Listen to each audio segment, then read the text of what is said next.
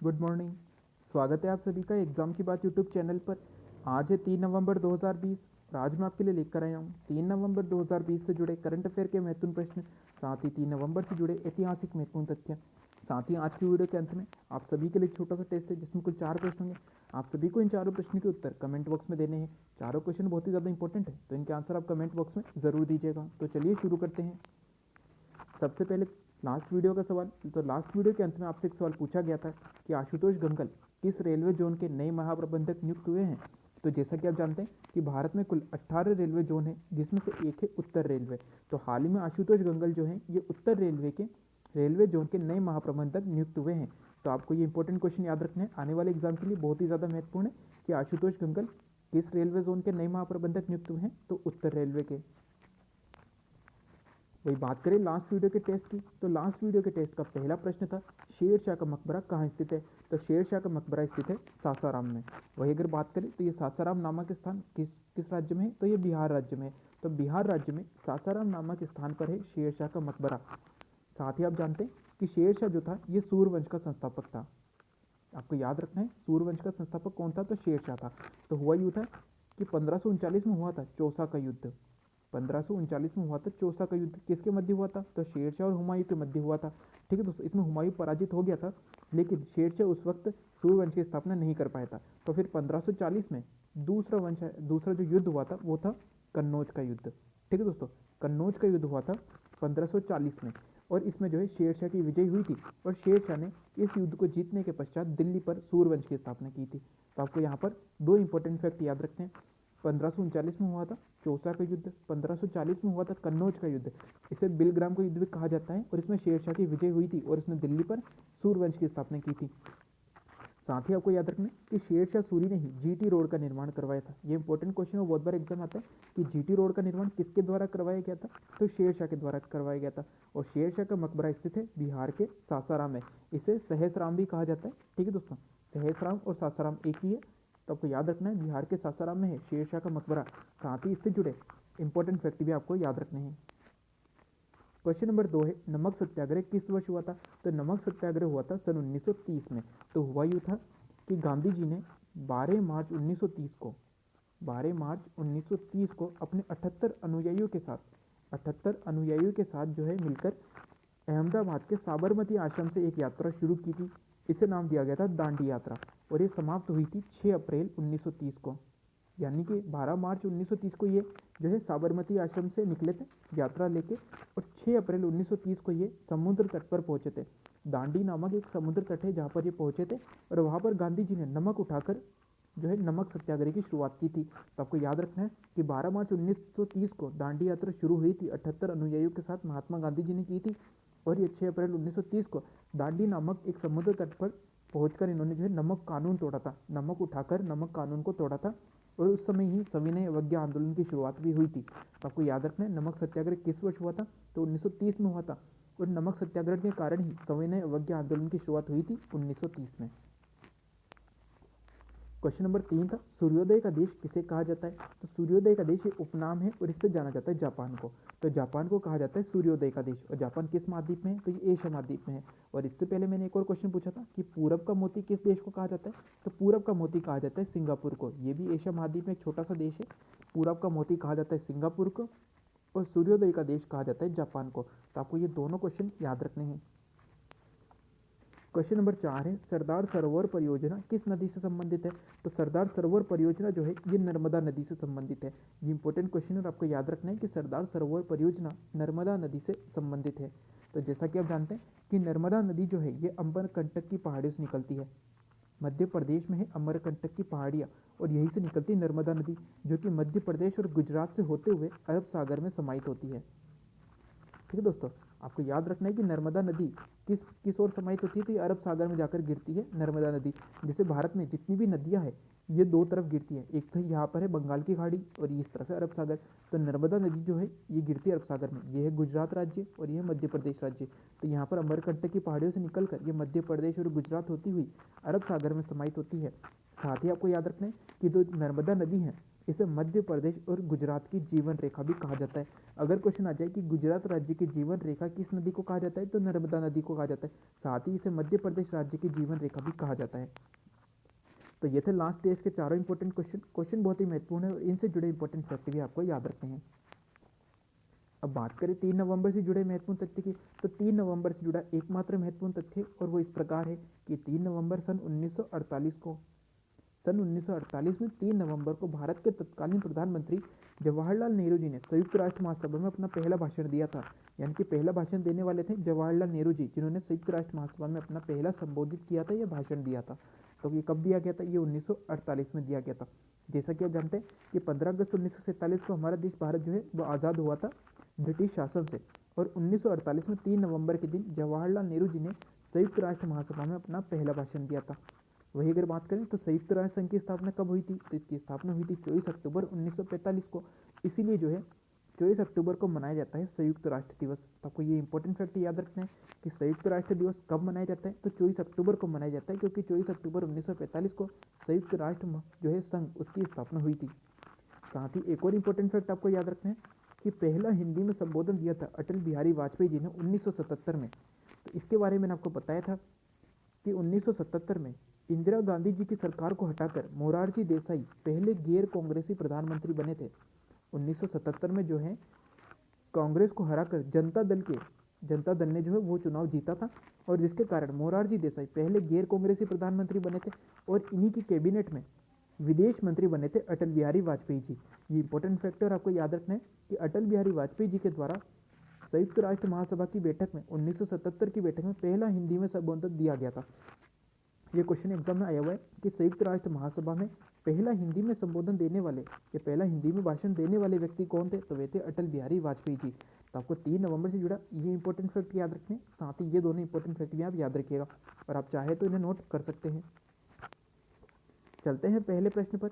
आज का हमारा पहला प्रश्न है, सीबीआई की ओर से आयोजित सतर्कता एवं भ्रष्टाचार के खिलाफ राष्ट्रीय सम्मेलन का उद्घाटन किनके द्वारा किया गया है? तो हाल ही में प्रधानमंत्री नरेंद्र मोदी जी ने सीबीआई की ओर से आयोजित सतर्कता एवं भ्रष्टाचार के खिलाफ राष्ट्रीय सम्मेलन का उद्घाटन किया है। इंपॉर्टेंट क्वेश्चन और आपको याद रखना है। साथ ही आपको जो है इस सम्मेलन की थीम भी याद रखनी है। इस सम्मेलन की थीम है सतर्क भारत समृद्ध भारत। तो आपको यहाँ पर 2 इंपॉर्टेंट फैक्ट याद रखने हैं। क्वेश्चन ये भी आ सकता है कि सीबीआई की ओर से आयोजित सतर्कता एवं भ्रष्टाचार के खिलाफ राष्ट्रीय सम्मेलन की थीम क्या थी? तो वो थी सतर्क भारत एवं समृद्ध भारत। साथ ही इसका उद्घाटन किसके द्वारा किया गया था? तो प्रधानमंत्री नरेंद्र मोदी जी ने किया था सीबीआई की ओर से आयोजित सतर्कता एवं भ्रष्टाचार के खिलाफ राष्ट्रीय सम्मेलन का उद्घाटन।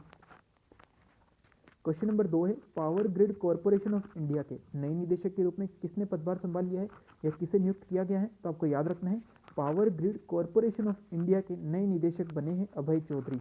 इंपॉर्टेंट क्वेश्चन है और आपको याद रखना है कि अभय चौधरी जो है ये power grid corporation of India के नए निदेशक बने हैं।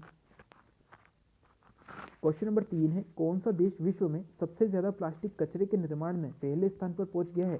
इंपॉर्टेंट क्वेश्चन आपको याद रखना है कि हाल ही में अमेरिका देश जो है ये विश्व में सबसे ज़्यादा प्लास्टिक कचरे के निर्माण में पहले स्थान पर पहुंच गया है। साथ ही आपको एक और इंपॉर्टेंट फैक्ट याद रखना है कि हमारे देश भारत ने 11,000 कोल्ड वेदर क्लॉथिंग सिस्टम खरीदने का समझौता किया है अमेरिका के साथ। तो आपको यहाँ पर ये 2 इंपॉर्टेंट क्वेश्चन याद रखने हैं। पहला तो ये कि कौन सा देश विश्व में सबसे ज़्यादा प्लास्टिक कचरे के निर्माण में जो है पहले स्थान पर पहुंच गया है? तो अमेरिका पहुंचा है। और हाल ही में भारत ने अमेरिका के साथ 11,000 कोल्ड वेदर क्लॉथिंग सिस्टम खरीदने का समझौता किया है। तो आपको यहाँ पर ये दोनों इंपॉर्टेंट फैक्ट याद रखने हैं। क्वेश्चन नंबर 4 है, हाल ही में कौन एथलेटिक्स फेडरेशन के नए अध्यक्ष नियुक्त हुए हैं? तो हाल ही में आदिल सुमरीवाल एथलेटिक्स फेडरेशन के नए अध्यक्ष नियुक्त हुए हैं। साथ ही आपको याद रखना है कि इसमें भारतीय अंजू बॉबी जॉर्ज को जो है वरिष्ठ उपाध्यक्ष नियुक्त किया गया है। आपको ये दोनों पद याद रखने हैं कि इन दोनों पदों पर किन्हें नियुक्त किया गया है। तो पहला है, एथलेटिक्स फेडरेशन के अध्यक्ष बने हैं आदिल सुमरीवाल, और अंजू बॉबी जॉर्ज जो है ये बनी है वरिष्ठ उपाध्यक्ष। तो आपको यहाँ पर ये दोनों इंपॉर्टेंट फैक्ट याद रखने हैं। इंपॉर्टेंट क्वेश्चन आने वाले एग्जाम के लिए आप याद रखिएगा। क्वेश्चन नंबर 5 है, नासा और इसरो द्वारा विकसित किए जा रहे synthetic aperture radar Nisar satellite को किस वर्ष लॉन्च किया जाएगा? तो इसे लॉन्च किया जाएगा 2022 में। अब यहाँ पर इसका नाम है निसार, तो इसका नाम निसार क्यों रखा गया है तो ये भी आप जान लीजिए। निसार रखा गया, एन से है नासा, आई से है इसरो, एस का मतलब है सिंथेटिक, ए से है अपर्चर और आर से है रडार। ठीक है दोस्तों, तो अगर आपको इसका नाम भी याद है तो आप पता लगा सकते हैं कि नासा और इसरो के द्वारा synthetic aperture radar Nisar satellite को 2022 में लॉन्च किया जाएगा। और इस पर जो है ये दोनों मिलकर काम कर रहे हैं। एक है नासा और एक है इसरो। नासा जो है ये अमेरिका की अंतरिक्ष एजेंसी है, इसरो है ये भारत की अंतरिक्ष एजेंसी है। नासा की स्थापना हुई 1958 में और इसरो की स्थापना हुई थी 1969 में। तो आपको ये दोनों याद रखने, नासा की 1958 में, इसरो की 1969 में। ठीक है दोस्तों, और इन दोनों के द्वारा मिलकर ही निसार सैटेलाइट को 2022 में लॉन्च किया जाएगा। ठीक है दोस्तों, तो आपको ये इंपॉर्टेंट फैक्ट याद रखने हैं। वही 3 नवंबर 2020 से जुड़ा एक और इंपॉर्टेंट फैक्ट याद रखें कि अलीम डार, ये जो अलीम डार है ये पाकिस्तानी क्रिकेटर है, पूर्व क्रिकेटर है पाकिस्तान के, और ये अंपायरिंग करते हैं। और हाल ही में अलीम डार सबसे ज़्यादा वनडे मैच 210 वनडे मैच में अंपायरिंग करने वाले विश्व के पहले व्यक्ति या पहले अंपायर बन गए हैं। तो आपको याद रखना, क्वेश्चन आ सकते हैं कि हाल ही में कौन 210 वनडे मैचों में यानी सर्वाधिक वनडे मैचों में अंपायरिंग करने वाले विश्व के पहले व्यक्ति बने हैं, तो अलीम डार बने हैं। तो ये थे 3 नवंबर से जुड़े करंट अफेयर के कुछ महत्वपूर्ण प्रश्न। तो आपको ये सभी क्वेश्चन जो है याद रखने हैं, साथ ही इनसे जुड़े इंपॉर्टेंट फैक्ट भी आप याद रखिएगा। अब चलते हैं हमारे टॉपिक पर। आज का हमारा टॉपिक है जैन महासंगीति। ये जो टॉपिक है ये बहुत ही ज़्यादा इंपॉर्टेंट है और छोटा सा टॉपिक है, इससे जुड़े कुछ इंपॉर्टेंट क्वेश्चन बन जाते हैं जो आपके एग्जाम में देखे जाते हैं, तो आपको ये सभी पढ़ने हैं। तो अगर बात करें जैन महासंगीति की, तो सबसे पहले हम जान लेते हैं जैन धर्म के बारे में। जैन धर्म जो है इसमें कुल 24 तीर्थकर हुए थे, ये आपको याद है, ये क्वेश्चन एग्जाम में आया हुआ है कि जैन धर्म में कुल कितने तीर्थ करते हैं, तो 24 तीर्थ करते हैं। साथ ही इसके दो इंपॉर्टेंट फैक्ट हैं, वो दोनों आपको याद रखने हैं। पहला है कि इसके प्रथम तीर्थ करते ऋषभ देव। अगर क्वेश्चन आ जाए कि जैन धर्म के प्रथम तीर्थकर कौन थे, तो ऋषभ देव थे। इन्हें जैन धर्म के संस्थापक के रूप में माने जाते हैं। ठीक है दोस्तों। दूसरा है कि इसके 24वें और अंतिम तीर्थकर हुए थे महावीर स्वामी। इन्हें वास्तविक संस्थापक के रूप में माना जाता है। ठीक है दोस्तों, तो यहाँ पे आपको कंफ्यूज नहीं होना है, आप ये दोनों नाम याद रख लीजिए और याद रखिए जैन धर्म के संस्थापक माने जाते हैं ऋषभ देव और वास्तविक संस्थापक माने जाते हैं महावीर स्वामी। ठीक है दोस्तों, जो कि 24वें तीर्थ करते हैं। अब बात है महावीर स्वामी जी की, ये इंपॉर्टेंट है। ठीक है दोस्तों, तो आपको याद रखना है इनका जन्म हुआ था 540 ईसा पूर्व। ठीक है दोस्तों, और कहाँ पर हुआ था, तो स्थान था कुंडग्राम वैशाली में। ये क्वेश्चन बनता है कि जैन धर्म के जो संस्थापक थे महावीर स्वामी जी, वास्तविक संस्थापक थे महावीर स्वामी जी, इनका जन्म कहाँ हुआ था, तो आपको याद रखना इनका जन्म हुआ था वैशाली के कुंडग्राम में। ठीक है दोस्तों। अब बात करें जैन महासंगीति की, तो अगर बात करें जैन महासंगीति की तो कुल 2 संगीतियाँ हुई थी जैन महासंगीति में। बौद्ध में हुई थी 4 और जैन में हुई थी 2, यानी कि जैन धर्म में 2 महासंगीति हुई, बौद्ध धर्म में 4 महासंगीति हुई थी। तो बौद्ध धर्म के बारे में पढ़ेंगे हम कल की वीडियो में, आज हम पढ़ रहे हैं जैन महासंगीति के बारे में। तो 2 हुई थी, तो पहली कब हुई थी, पहली हुई थी 322 ईसा पूर्व से 298 ईसा पूर्व। ठीक है दोस्तों, कहाँ पर हुई थी, तो पाटलिपुत्र में हुई थी। इसके अध्यक्ष कौन थे, तो इसके अध्यक्ष थे स्थूलभद्र। ये तीनों जो है यहाँ पे मुख्य रूप से इन दोनों से क्वेश्चन बनते हैं कि जो जैन धर्म की जो महासंगीति हुई थी पहली, ये कहाँ पर हुई थी, तो पाटलिपुत्र में हुई थी। और पहली जैन संगीति के अध्यक्ष कौन थे, तो स्थूलभद्र थे। और इसमें हुआ क्या था, तो इसमें हुआ था जैन धर्म जो है 2 भागों में, एक होता है श्वेतांबर और एक होता है दिगंबर, इनमें विभाजित हो गया था। जैसा कि आप जानते हैं कि जैन धर्म में भी 2 अनुयायी होते हैं, एक कहलाते हैं श्वेतांबर और ये होते हैं दिगंबर। तो इनमें कब विभाजित हुआ था, क्वेश्चन एग्जाम में आया कि जैन धर्म 2 भागों में कब विभाजित हुआ था, तो जैन महासंगीति हुई थी पहली जैन महासंगीति में जो है ये 2 भागों में विभाजित हो गया था, जो हुई थी पाटलिपुत्र में और इसके अध्यक्ष थे स्थूलभद्र।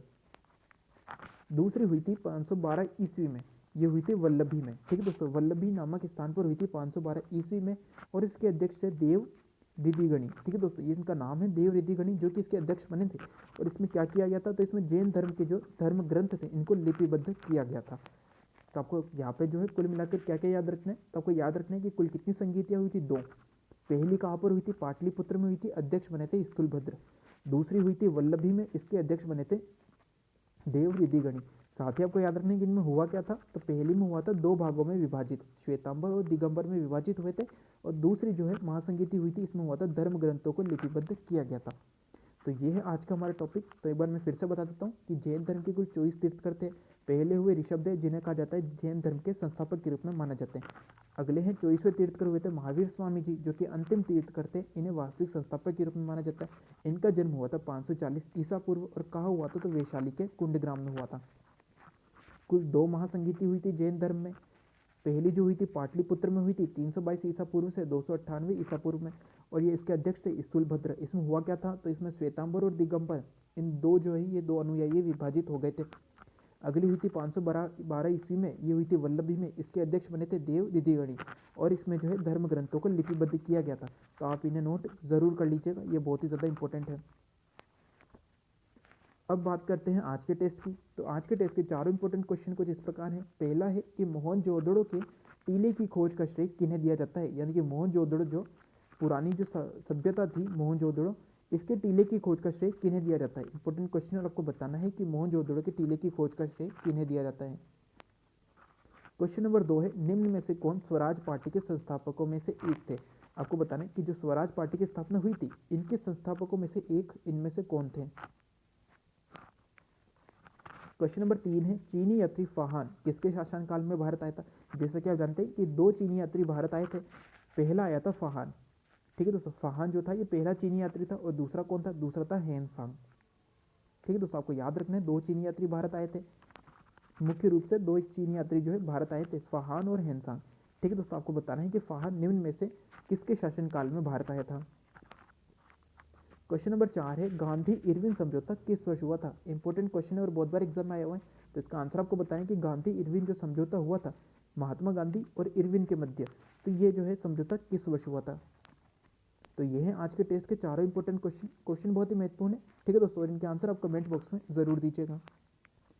चलते हैं आज के सवाल पर। आज की वीडियो का सवाल कुछ इस प्रकार है, हाल ही में स्वामीनाथन जानकी रमन ने किस बैंक के बोर्ड से इस्तीफा दिया है। ये क्वेश्चन जो है ये लास्ट वीडियो से संबंधित है और इसके बारे में आपको लास्ट वीडियो में बताया था। तो इसका आंसर आपको बताना है कि हाल ही में स्वामीनाथन जानकी रमन ने किस बैंक के बोर्ड से इस्तीफा दिया है। तो ये थे 3 नवंबर से जुड़े करंट अफेयर के कुछ महत्वपूर्ण प्रश्न, 3 नवंबर से जुड़े ऐतिहासिक महत्वपूर्ण तथ्य। आज का हमारा टॉपिक जैन महासंगीति, जो कि आपको नोट जरूर करना है, क्योंकि जो भी हम टॉपिक पढ़ेंगे उनसे जुड़े हम क्वेश्चन जो है संडे को जो टेस्ट होता है उसको करेंगे। तो जिन भी स्टूडेंट ने संडे वाला टेस्ट नहीं दिया था वे टेस्ट ज़रूर दीजिएगा, साथ ही अपने स्कोर ज़रूर शेयर कीजिएगा। साथ ही जो है उस वीडियो के डिस्क्रिप्शन बॉक्स में आपको अक्टूबर महीने में जितने भी इंपॉर्टेंट क्वेश्चन थे और उसमें इंडियन हिस्ट्री से भी जुड़े इंपॉर्टेंट क्वेश्चन है, तो उनकी पीडीएफ आपको मिल जाएगी। वो टोटल 120 क्वेश्चन है और जो है वो आपको पीडीएफ ज़रूर पढ़नी है, बहुत ही ज़्यादा इंपॉर्टेंट है, आपके लिए बहुत ही ज़्यादा उपयोगी रहेगी। तो वो उसके वीडियो के डिस्क्रिप्शन बॉक्स में मिल जाएंगे। संडे को जो टेस्ट हुआ था उसके डिस्क्रिप्शन बॉक्स में आपको जो है पीडीएफ मिल जाएगी 120 क्वेश्चन की। साथ ही अगर आज का वीडियो अच्छा लगा हो तो लाइक एंड शेयर जरूर करें। साथ ही वे सभी जो आज चैनल पर नए हैं उन्हें वीडियो अच्छा लगे, उपयोगी लगे, तो चैनल सब्सक्राइब करना न भूलें। साथ ही बेल आइकन जरूर दबाएं, जिससे कि आने वाली वीडियो की तुरंत जानकारी आपको मिल सके।